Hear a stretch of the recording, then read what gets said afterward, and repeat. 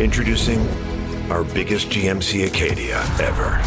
Offering bigger screens, bigger views, and even bigger journeys. Live your biggest life in the all-new GMC Acadia. With the $5 meal deal at McDonald's, you pick a McDouble or a McChicken, then get a small fry, a small drink, and a 4-piece McNuggets. That's a lot of McDonald's for not a lot of money. Price and participation may vary. For a limited time only. November is getting close, and that means that the election is right around the corner. For quality coverage of all aspects of the election and expert analysis on top stories from around the world, there's no better place than the DSR Network. Members of the DSR Network get exclusive access to members-only segments of our podcasts, an ad-free listening experience, and access to our Slack and Discord communities where you can connect with fellow members and us. For the month of September, use code SNARK for 30% off your subscription at thedsrnetwork.com/buy. That's code SNARK at thedsrnetwork.com/buy. Now please, enjoy the show.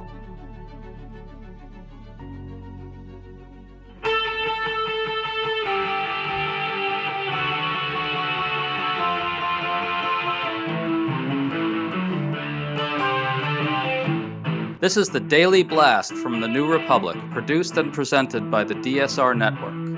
I'm your host, Greg Sargent.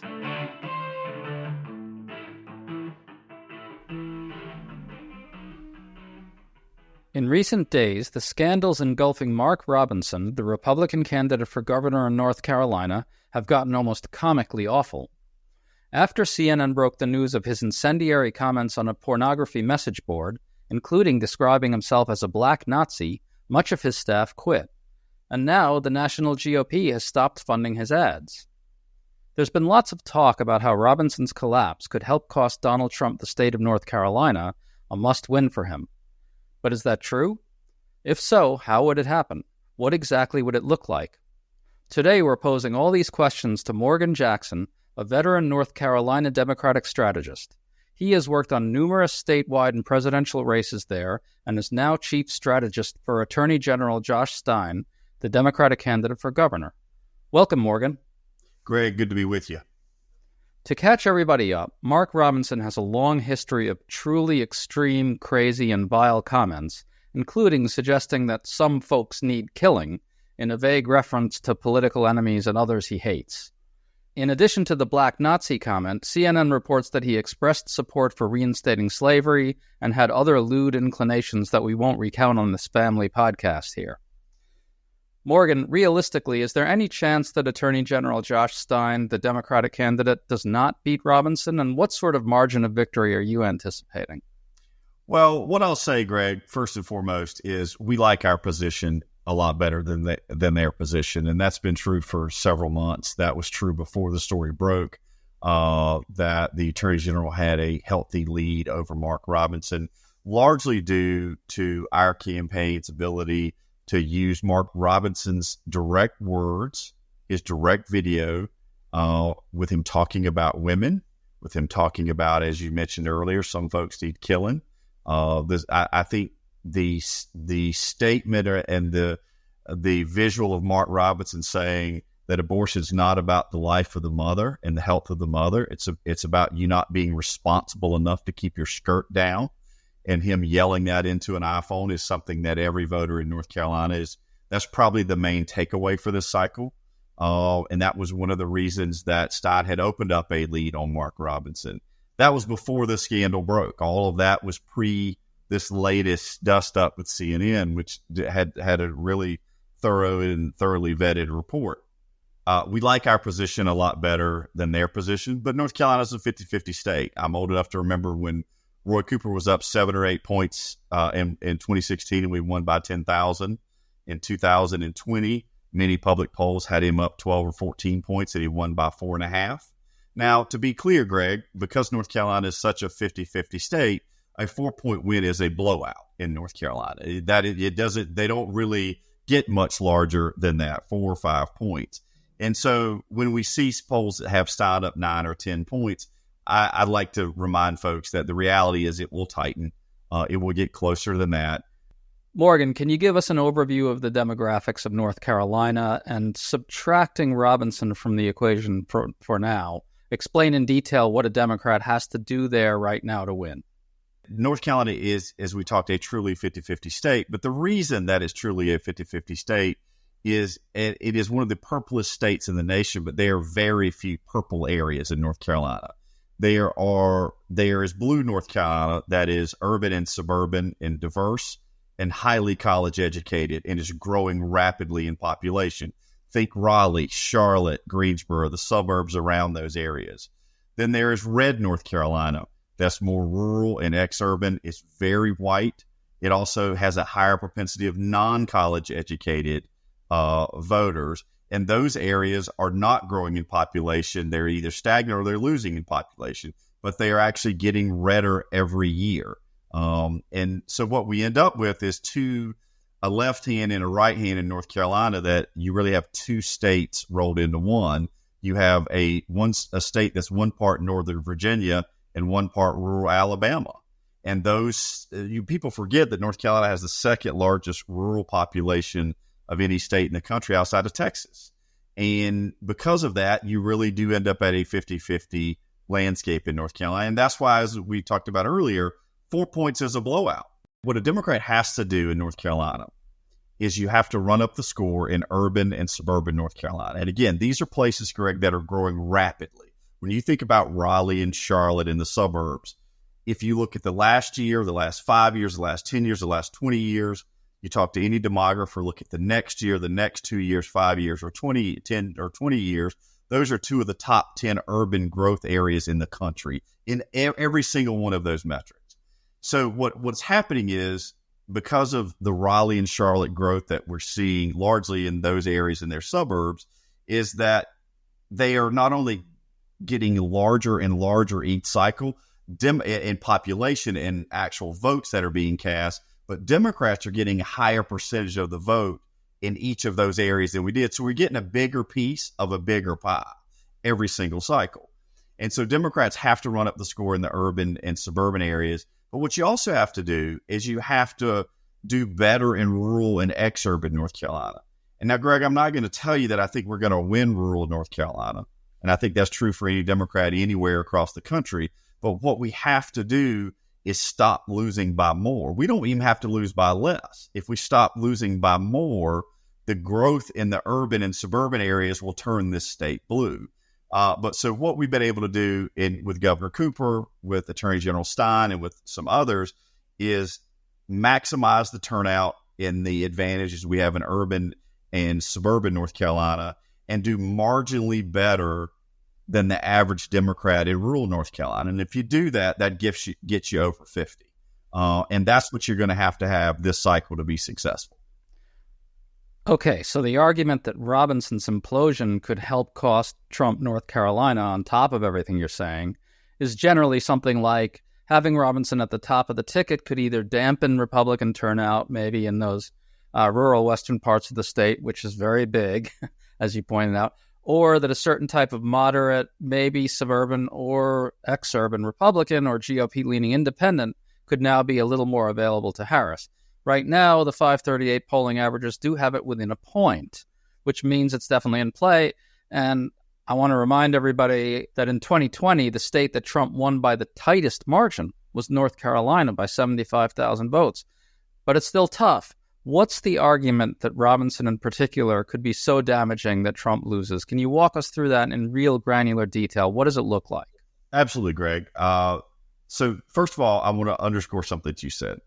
Donald Trump won the state by 1.4% in 2020, 75,000 votes out of 5.5 million cast. Now, just think about that. Think about how few votes we're talking about. Okay, let's put that into context before we talk about Robinson. 250,000 Republican primary voters cast a ballot for Nikki Haley 30 days after she dropped out of the presidential race. These are Republican primary voters that wanted a different option. We saw that in a lot of states, red states, blue states, purple states. After she dropped out, you saw hundreds of thousands of voters across the country casting a non-Trump ballot. And so I'd say first and foremost, I'm going to sell this before I get to Robinson and tell you how you get there on the numbers, is if you're a college-educated, Chamber of Commerce, country club, Bush, Reagan, or Reagan, Bush, however you want to say it, Republican, there is nothing that you have seen of Donald Trump, especially since Joe Biden left this race, that would give you any enthusiasm to turn out and vote. Watch him on the debate stage, watch him on his rallies, at his press conferences. He has gone from being the younger of two older, detached individuals to now he is incoherent. Then you add to the fact that your nominee and the person leading the Republican ticket in North Carolina is now unacceptable and viewed as unfit and unelectable by not just Republican voters, but by all the Republican elected officials who are now running from him, who are scrubbing their Facebook pages. Donald Trump was in the state, J.D. Vance was in the state, and Mark Robinson was disinvited and told not to come to those events. That kind of chaos, that kind of disunity within the Republican Party, having not only when I go back to those Nikki Haley voters, 250,000 voters who are not excited about Trump, who I can promise you, Greg, look at Mark Robinson and at best shake their head. So you've got the top two Republicans on the ballot that Republicans are not enthusiastic about voting for. That affects turnout. And in a state that you win by 75,000 votes, it doesn't take a lot to move the needle. And so what I would tell you is there's no question that all of the things that are happening with Mark Robinson they surely are not helpful to Donald Trump, but you could argue that they are absolutely have a negative impact. And it's the margins. You win and lose North Carolina on the margins. That kind of impact could absolutely sink Donald Trump in North Carolina. Well, let's talk more about the polling. We had several high-quality polls a couple weeks ago, putting Harris up 3 points over Trump in the state. Bears out what you're saying. And that was even before these even crazier Robinson scandals broke. Now, though, we have a New York Times Siena poll that has Trump ahead by 2 points, 49-47. Want to ask you about one thing in this poll. Harris is only getting 24% of non-college whites. That's a hugely important demographic in North Carolina.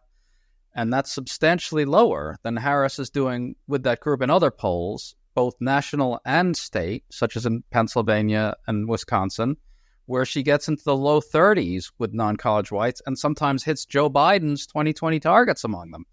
What's the deal here? Is Harris's 24% of this demographic too low in your view? Is it wrong, or is it maybe right and a function of it being a more conservative state? What's your read?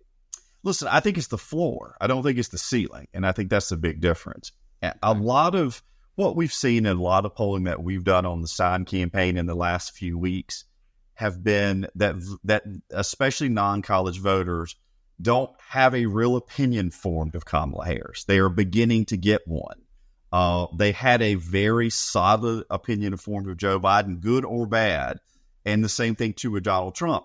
Harris is a bit of an anomaly. And so this race you have seen in North Carolina, it is still going on to define her being able to tell her story and define herself in the Trump campaign, spending all of their money focused trying to define Kamala Harris at this point. That is a growth column for her. You don't need to grow by a lot. Now think about it. Even in this poll, she's down 2 points. I'll tell you that whether it's dead even, whether it's +1, -1, +2, -2, honestly, that's all about the same. And I'd say that with Harris up 2 points. I think that is a dead even race. You're talking about a race that's going to come down to a few dozen thousand votes, that is. And so I think Harris has got growth potential with non-college whites. The more she comes to North Carolina, she was just here last week. She's going to be here again and again. The more Tim Walz gets out and moves around, especially in rural North Carolina, I think it's going to be helpful. I think it's a floor and not a ceiling, and that's important because if she can grow by a few points in that demographic alone, that in itself could put her over the top. Okay, let me ask you this then. In Democratic polling in North Carolina, is Harris at 24% among non-college whites, or is she higher? And what do you guys have the head-to-head at? So we've got the head-to-head. As of last week, the head-to-head was dead even. And she was doing about 4 or 5 points better than the New York Times poll with non-college white voters. But again, you could make an argument within 4 points. That's still margin of error. We're all playing on the same board here and very close to each other. And so what we've seen is the difference is that she really is dead even. Greg, I'd tell you right now, if you told me this race came down and it was 47.1 to 47.6, I could tell you I can make the case that's an absolute how this race will end in November. And regardless of who you put on the top or the bottom, I think is very likely. I think it's going to be that close. And so it feels like the election is almost next week, but there's so much time on the clock to move those numbers by 10,000 votes, plus or minus the change, to put this trajectory for it to go left, for it to go right. Well, there's another number in the New York Times poll I want to bring up. Harris is only beating Trump by 53 to 45 among young voters. That's just not where she needs to be. Young voters are important in North Carolina, right? Can you talk about that? And do you think the New York Times poll is right that she's only up 53-45 or not? I don't think that's right. I think that's a little soft. I think she's up. I think what we've seen with young voters, and this was true when it was a Biden Trump election, is that young voters were really turned off and did not like either candidate. We've seen the response to Harris, and frankly, it's not just new energy, Greg, it's a vibe. When you extrapolate out and you get above the 21 to 25, you get to the 30 to 35, you see a ton of folks in North Carolina that, and they're primarily located, if it's post collegiate, they're not in the universities anymore, but they're in Raleigh, they're in Charlotte. They're in these job creation centers where you're seeing all of the new college educated required jobs that are coming in that are paying high dollars coming in from out of the state. And so there's a collection of young people that live in the urban and beginning to move out into the suburban areas that are college educated, that are not moved by social issues in a way that older voters are by Republicans, and they want something to vote for. And I really think that's what Kamala Harris, that's the biggest thing she's given them, is bringing joy and something to vote for and a new energy, a new vibe. And Trump feels old. He feels incoherent. He feels unconnected to young voters. Okay, Morgan, black voters. Kamala Harris is leading in North Carolina in the New York Times Siena poll by 84 to 9. Is that good enough? That is good enough when you figure the undecideds will break along a similar trajectory, or either the undecideds won't vote and so you'll see a collapse with about 7% more. That means she's going to pick up probably 6 of the 7 or 5 of the 7. And yes, that is enough. Okay. So give me the route to victory here. Point A to point B. How does Kamala Harris get there? What 3, 4, 5 things have to happen that are plausible in order for her to win there? So I think first and foremost is the paid communication wars that are taking place on television now have to continue at that rate. You have to be able to fight those wars. You have to fight the air wars, and you have to be successful in those. She has to continue to ramp up the ground game. Right now, there's 230, 240 staff members on the ground. It's the largest ground game we've seen in North Carolina since 2008, and that's a big deal, and it matters. People forget in 2020, one of the reasons we lost in 2020 in the presidential was we had no ground game because we weren't knocking on doors, because it was in the middle of COVID pre-vaccine. And so to have that kind of universe be excited is a big deal. And again, in a race, you win or lose in the margins, field really matters. The third thing, massive trip. She's done a lot of trips to North Carolina. She and Governor Walz need to come back a lot. And people, it matters when they see you. Every time you're able to dominate a media market or two for 2 full days, it does matter, and it gets you a perspective with voters that you don't otherwise get from just TV ads. So those are the mechanics things. What she has to do, as I mentioned earlier, she has to run up the score at historic levels in Raleigh, Durham, Winston-Salem, Greensboro, Charlotte, the metro areas and the suburbs around those. She has to do marginally better. And I think that's one of the reasons that what allows her to do that, in my opinion, is not only ramping up rural African-American support for what we've seen the sort of post-Obama African-American turnout in rural North Carolina has not been great. I think Kamala Harris has a path to change that. And also her experience as a prosecutor, putting criminals, rapists, and murderers and others in jail.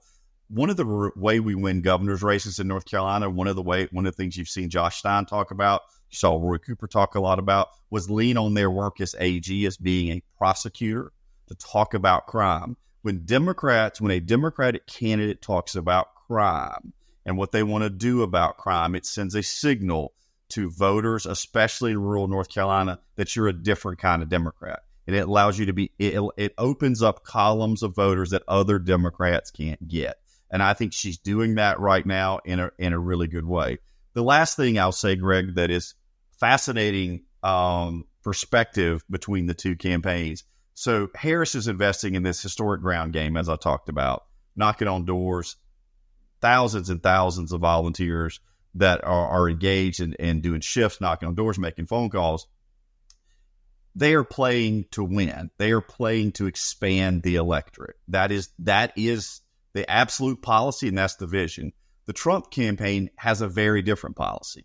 They're not doing actual real grassroots on the ground. What they are doing are filing lawsuits ahead of the election to challenge voters.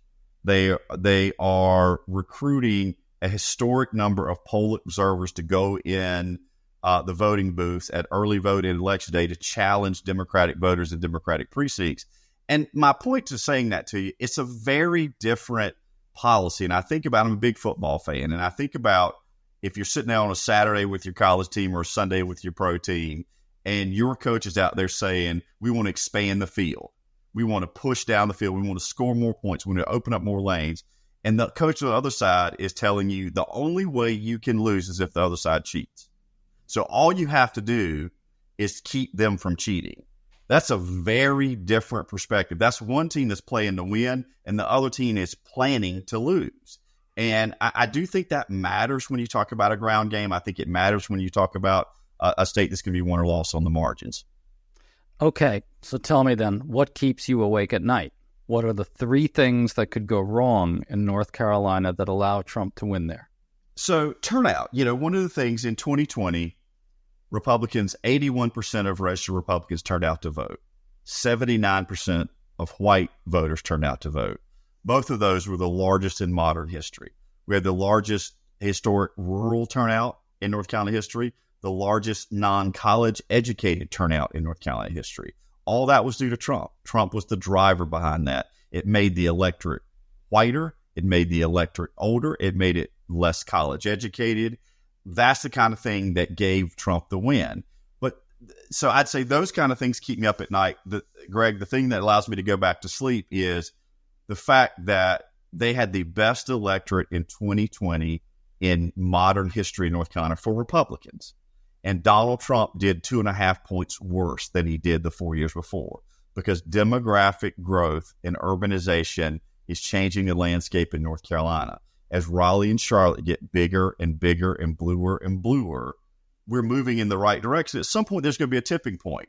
The difference between North Carolina and Georgia or Virginia or Arizona is we have two media markets where voters are split into, rather than having one in Atlanta, a bit, Northern Virginia or Phoenix, that really control the entire 70% of the state. Ours is broken up into two and actually three when you count Greensboro, Winston-Salem. So it makes it more expensive and things of that nature. But we are growing at the rate that we need to.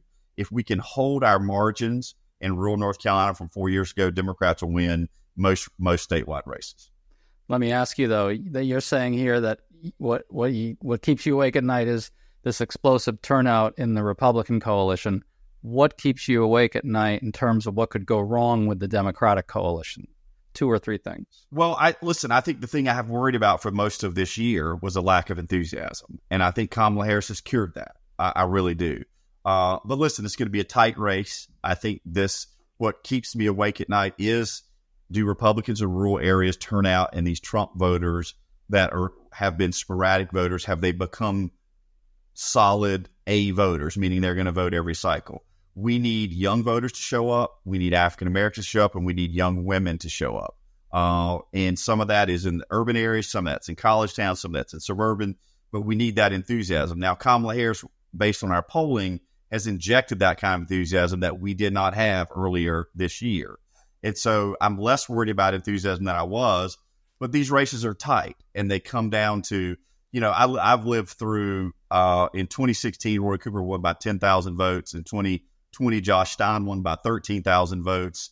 We're used to we had a Supreme Court race that we lost by 200 votes out of over 5 million cast. We're going to have tight races, and we just have to be prepared for the fact that the Trump crowd is, if they lose by one vote, everything's fraud, and they will come in and challenge the election, challenge every voter in the election.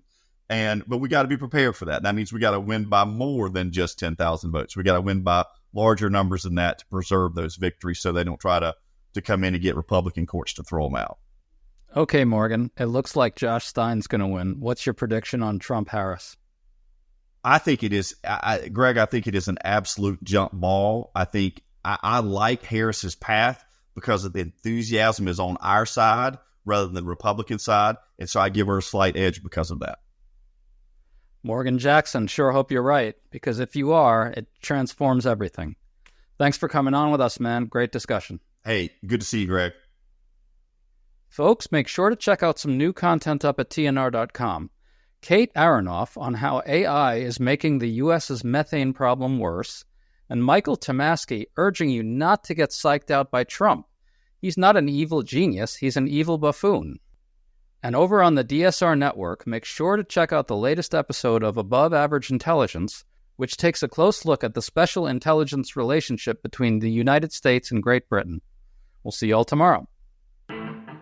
You've been listening to The Daily Blast with me, your host, Greg Sargent. The Daily Blast is a New Republic podcast and is produced by Riley Fessler on the DSR Network.